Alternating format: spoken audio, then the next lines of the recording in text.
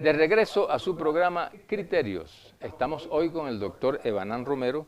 Él fue director de PDVSA y ex viceministro de Energía y Minas en aquel momento. Claro. Gracias, Evanán, por haber aceptado la invitación. Muchísimas gracias, Germán, darme esta oportunidad para conversar con tu gran público, el público venezolano, sobre los temas de petróleo y su impacto en la economía. Que es tu público también, ¿no? Gracias. Evanán, el petróleo, no solamente en Venezuela, sino en el mundo, el futuro del petróleo en este. Mira, el petróleo como elemento fundamental que mueve la economía mundial, ya ahora se especula mucho de su término. Hay gente que dice que es tema que quizás una generación, 25 años, hay otros un poco más optimistas que lo ponen en 50 años. Para poner esto en contexto, ya yo tengo 55 años de graduado en esta profesión, y yo hablaba cuando... Y con un postdoctorado también, sí, ¿no? incluyendo, bueno, dentro de todo ese periodo. Pero 55 es el que me gradué en la Universidad del Zulia. Y nosotros de mi generación pensamos que eran quizás 25 años, 50 años. A 25 años estaba la reversión petrolera, el año 83. Para enderezar el rol del petróleo en la economía venezolana. Esto pues que se ha hablado del rentismo, de que la economía es absolutamente dependiente. Y ya han pasado un poco más de 2 generaciones. Y aún tenemos ese rentismo metido, pero completo, visceralmente en el cerebro de todos los venezolanos. ¿Por qué no hemos podido salir de esa, sí, yo creo que esa situación del rentismo petrolero, crees tú?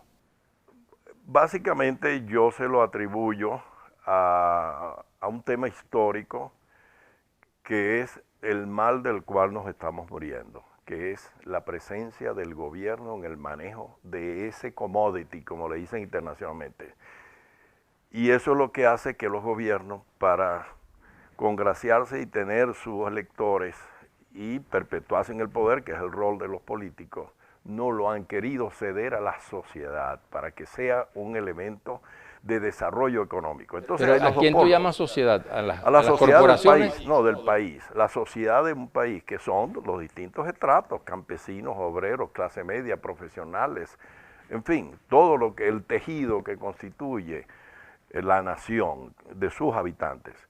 El de transferírselo, como estamos hoy día asombrados con los yacimientos de arcilla. Ahí hay 12,000 personas que trabajan en eso, de 2 socios, papá y mamá, el amigo mío, y esos son los que desarrollan y esas sociedades se hacen ricas. Cuando tú ves el otro polo, que es el que ha invadido Venezuela, que es el gobierno de turno, el que tiene la responsabilidad. Pero entonces, todos los gobiernos desde hace 100 años han venido con la misma dinámica. Exactamente, no me estoy refiriendo a uno en particular, ni el de ahora, ni el que yo estuve, ni el de Medina Angarita, ni nada de esto. Eso se consolidó en octubre del año 1828, cuando el libertador Simón Bolívar, ya consolidada la independencia de la República, le pasó los derechos que tenía la corona española sobre los minerales. En aquel momento todavía no se hablaba de petróleo. Se los transfirió a las nuevas repúblicas. Ahí se creó el rentismo. Ese mal del cual las sociedades hispanas nos hemos estado yendo siempre a rezagadas del resto del otro mundo, porque luego lo hemos envuelto en un papel celofán que dice estratégico, soberano, y se enrollan en la bandera.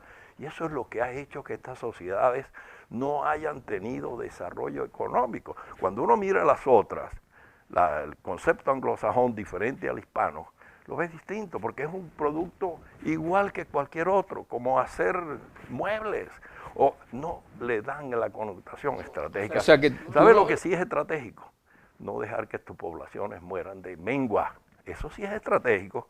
Pero el sentido que tiene, por ejemplo, que las empresas fundamentales del país produzcan para toda la población. Absolutamente, un negocio como cualquier otro, por supuesto, es liberar esos lazos inmensos que si no es el gobierno, y está metido en la Constitución de ahora y de antes, y ahora hay la restricción de que para poderlo hacer tienes que tener mínimo 50. Si nosotros no liberamos esos lazos, esas guayas, esos mecates, el país nunca, y ya dicho que pueden ser 25, pueden ser 50 años, por el movimiento del calentamiento global, del acuerdo que hay ya a nivel de 185 naciones reflejado en la reunión de diciembre del año 2015 en París, el COP21, porque la humanidad sabe, a pesar de que algunos políticos recientes estén en contra de eso, en que sí tiene un impacto importante.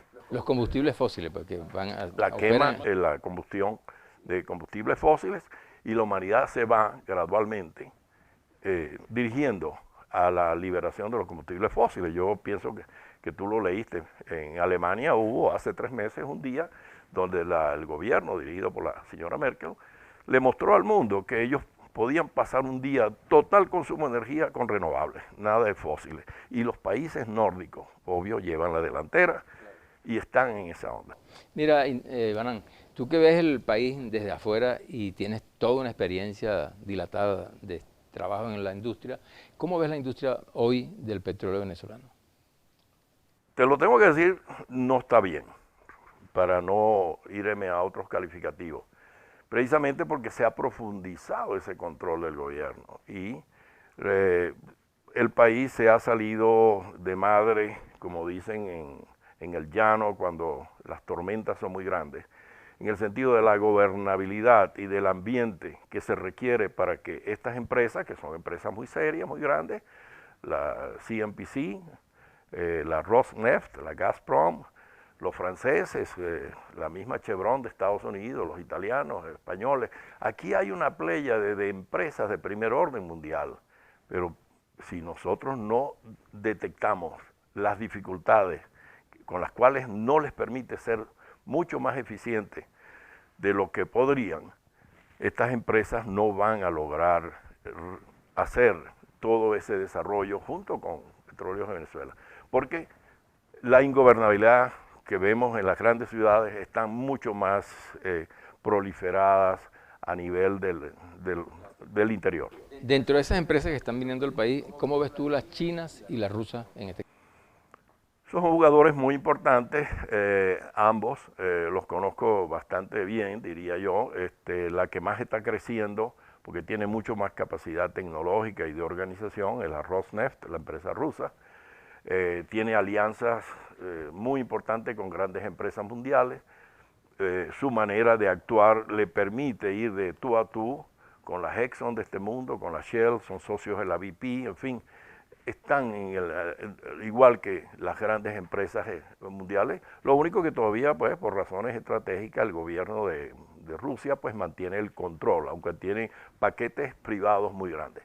El caso de la China es un poco diferente porque el sistema de gobierno económico en China es diferente al de Rusia, en el sentido de que allá es un partido político que maneja un Estado, y obviamente también maneja las empresas. Y en ese caso no opera lo que tú decías, por ejemplo, porque los chinos tienen el control absoluto de todas sus empresas, ¿no? Que no es una empresa privada, sino que son empresas del Estado. ¿No es la misma situación de Venezuela? Bueno, porque no somos chinos. Y va a ser muy difícil que los imitemos a esa sociedad milenaria de sacrificio, de dedicación.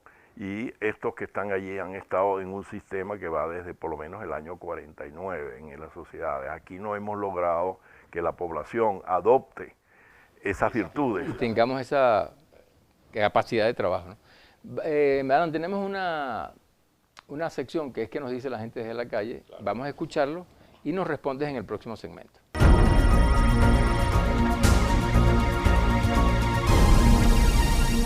Mi pregunta es, si somos un país petrolero, ¿por qué tenemos este problema en cuanto al suministro de la gasolina en nuestro país? ¿Cree usted que la situación económica del país cambiara si subieran el precio del petróleo?